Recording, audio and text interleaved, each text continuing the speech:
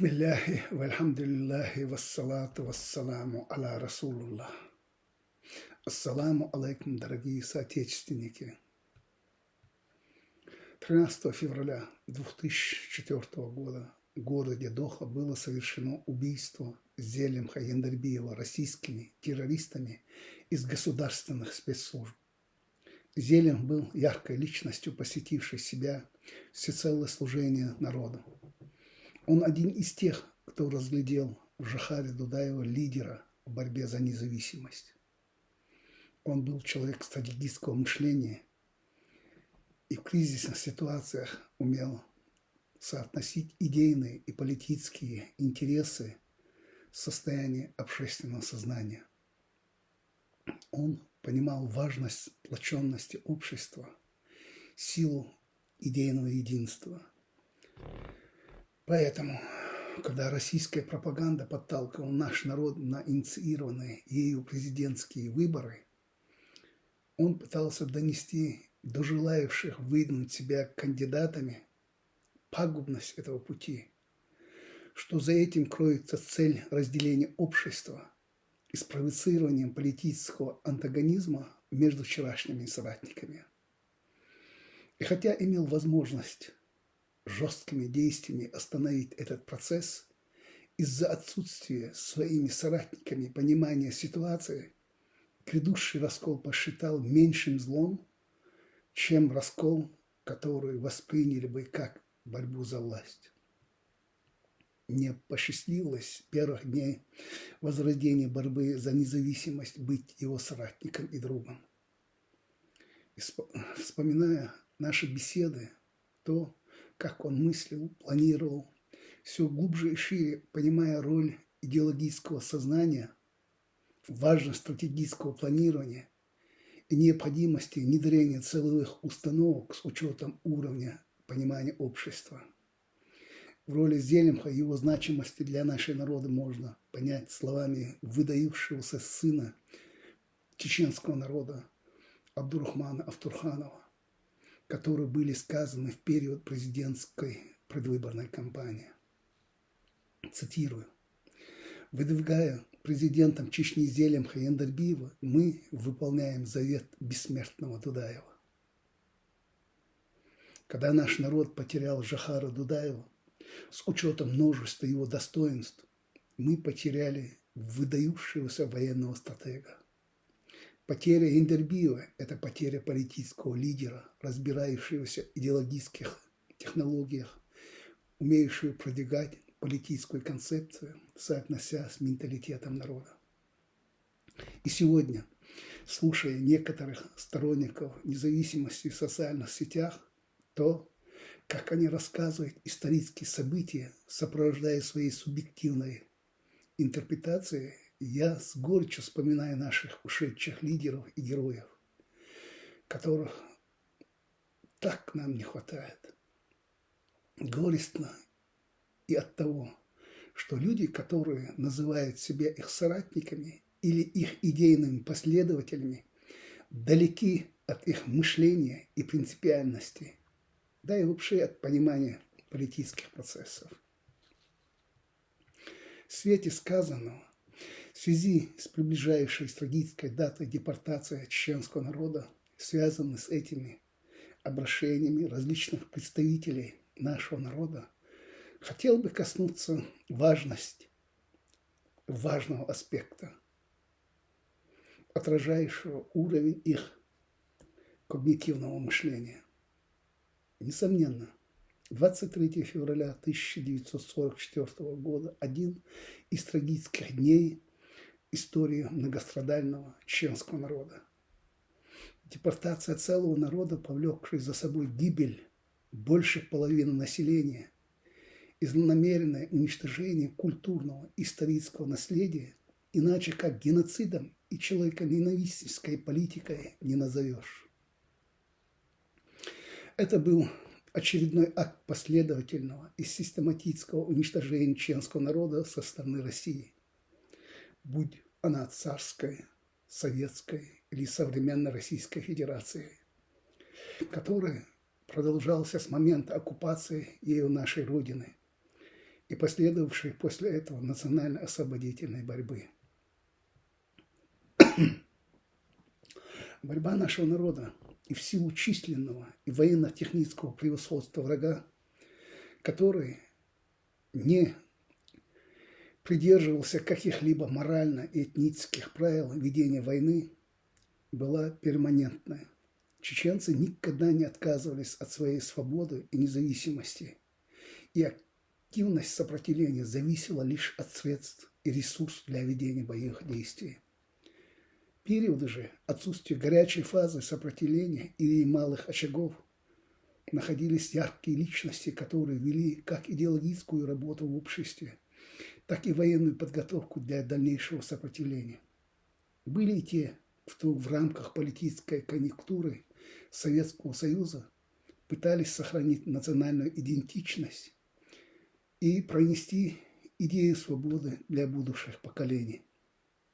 Несмотря на тотальные репрессии, не прекращалась работа духовных авторитетов, отстаивая религиозные убеждения и ценности, защищавших население от привносимой пагубной идеологии. Но пройдя через террор и всевозможные тяготы, нашему народу понадобилось всего лишь 33 года, чтобы после возвращения из депортации при первом историческом шансе восстановить свою суверенность. Народ, лишенный исламских ученых и духовных наставников, не имея возможности полноценного изучить свою историю, сумел сохранить историческую память, национальную идентичность. И кроме малой части, которая поддалась идеологии врага, наши отцы передали нам истинные ценности и волю к переменам. Свидетельство тому события 90-х, когда чеченский народ как политическими решениями, так и военными сопротивлениями сумел разбить армию ядерной державы, перед которой дрожал весь мир.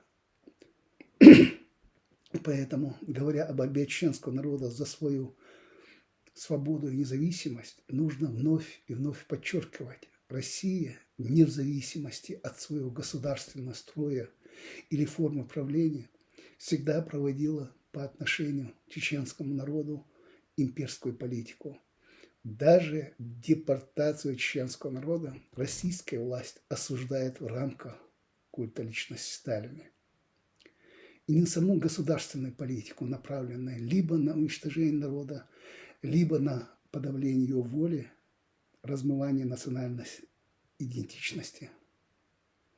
В контексте идеологической парадигмы СССР стоит отметить, что советская пропаганда, критикуя депортацию и культа личности Сталина, проводила идеологическую обработку населения. Основная цель заключалась в устранении антисоветских настроений путем осуждения депортации. Пропагандистские усилия направлялись на создание убеждений в том, что чеченский народ является частью советского общества, несмотря на несправедливость произошедших событий. Одним из манипулятивных приемов этой пропаганды была идеологема, что чеченцы, будущими братскими народом, многонациональной семье народов СССР плечом к плечу сражалась за свое отечество. И выселение целого народа является вопиющейся несправедливостью и ударом в спину. Оказавшись под влиянием такой идеологической установки, некоторые наши соотечественники, включая и сторонников независимости, осуждая геноцидальный характер депортации, продолжают сетовать, что чеченцы были вероломно преданы. Если с точки зрения фактологии в этом и есть морально-этническая сторона, но в контексте идеологического аспекта подобная аргументация ущербна для сторонников независимости. В большинстве случаев чеченцы оказались на этой войне не как защитники своего отечества, так как Чечения не была оккупирована войсками вермахта, и Советский Союз они не считали своей страной. Они оказались вдали от родины насильно, под угрозой своей жизни и жизни родственников. Оказавшись на поле сражения против бывших союзников-коммунистов, то есть фашистской армии, чеченцы проявили героизм и самоотверженность, что является врожденным качеством этого народа. Важно подчеркнуть, что лишь небольшая часть народа оказалась в роли коллаборантов, которые временно забыли о том, что всего лишь несколько лет до вторжения немецкой армии СССР режим коммунистов унес жизни десятки тысяч наших братьев и сестер, а также уничтожал религиозное наследие. Поэтому, говоря о депортации чеченского народа Советским Союзом, необходимо говорить о последовательном уничтожении чеченского народа России. Ведь еще до начала, как принято говорить, Второй мировой войны, чеченские бойцы сражались против оккупантов в лице советской армии. Если кто-то считает, что Советский Союз был родиной чеченского народа и участие на его стороне защита Отечества, то кем они считают этих сынов и дочерей нашего народа, которые отдали свои жизни за освобождение нашей земли от советских оккупантов? Ответственно заявляю, преданными себя советской власти считали лишь коллаборанты, а истинные чеченцы, в том числе сражавшиеся на полях сражения, знали и понимали, что это продолжение многовековой российской политики по уничтожению нашего народа. Почему современная Россия, которая за несколько лет на глазах мирового сообщества убила около 300 тысяч человек, не считая покалеченных, без вести пропавших, томящих без суда и следствия в тюрьмах, через коллаборантов вновь обратили внимание общественности к вопросу депортации. 6 апреля 2015 года Грозному присвоено звание «Город воинской славы», чтобы убедить наш народ, что мы добровольно считали себя частью России, что мы защищали своими жизнями Россию как свою родину. И если этот идеологический концепт будет внедрен в умы нашей нации, то будущее поколение будут считать чеченцев эпохи СССР советскими людьми и сами превратятся в носителей русского мира. Национальные герои, лидеры освободительных войн и сама идея независимости – все это будет предано забвению. И сама нация будет обезличена. С Божьей милостью этому не бывать.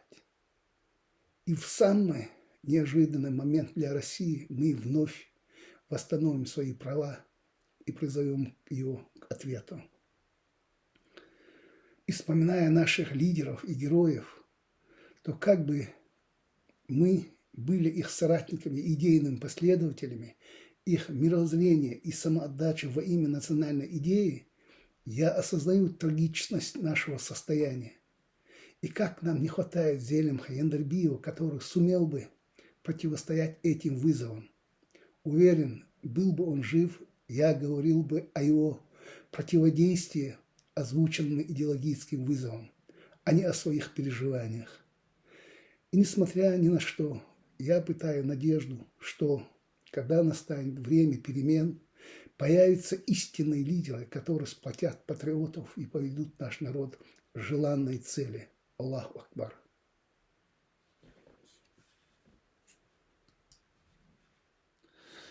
نقش مستعصر شدو على أرسنقز مصلع تغنى ويا قوم مرشني يعبل كنش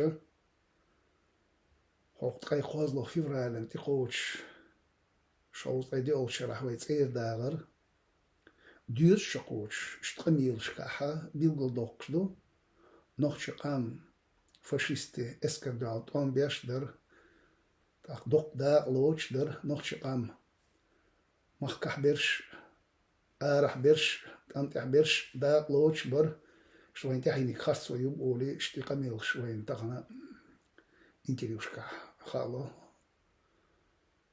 قال لأر خط لأر سماخي مقع سنة يشوي قوم تربلش سار ببوغش بلاحا ملش لتعيزر إسبعي شو طوغشرح ويلومح شن قرأي أونا قيقا بنا مش نقش بش حالق دا قيقنا حلبو الإسرائيل حسن ما يبيك شريبو تيناق وستي ديشن أبرزوني لقر قيتن بولشك إنش تخينا مخ مش بحقر كمونيست عيد لخ بوق غتن باللتن بول أتك إنش إش منش بطحق تخاطر خوات لا يخ قالوا اشتي كدر ويا يعني خرصويات خرصو حنين خرصو قدو كأنشنا شيء لأنسا غاسقش بغبخن دقدو داقة أز غاسقش لأم تحدلوش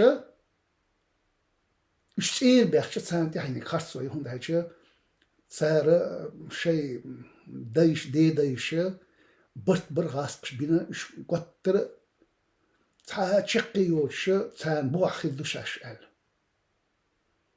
نوتش ابن ابرت سخيلش وين تحيني قزليو بروست قزلي جيناتسيد وين تحيني سنديلا وين نيتس يشني بي غاس شكل دي سنداتسا يبطش زمان شا يسويت عيدا دوش يهين ديمقراطيسكي عيدا دوش سنديلا سي قزلا نوخشين سارينيو وين تح ومخكر نخ باخر شمل يسدي وخان شوتيا تركوا مخك بسو بشالخ تاي سايخ نخ تاق ريوليو تي انا ديلا باتش جحل الموجي خيلشر كمونيش خيلشر تاغر جيم بايد بيربر ال ليلين شيتر خبر دا اتش نخشكا ويتيشنا كمونيش هناك وستدينا تار 30 جوجكح ويقوم تحلتني ويقوم بين إيشم تلشوخ ديش أيلم نخ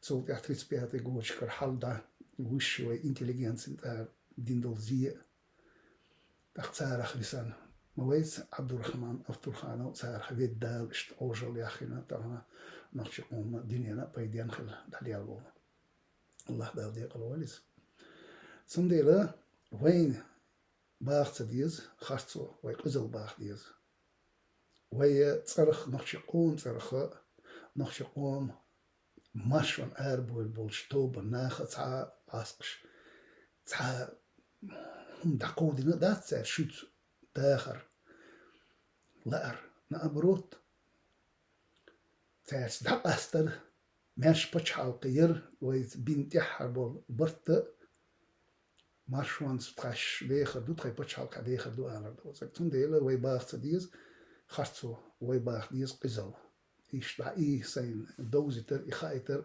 تون حديث وي شورت مسل شورت دري دلح الصديق وي قوم ناخنا وي مسانا إخوش تقيس إشت أتنخ تقيش وي تحية أتنخ لري لتا سي نيس خليتا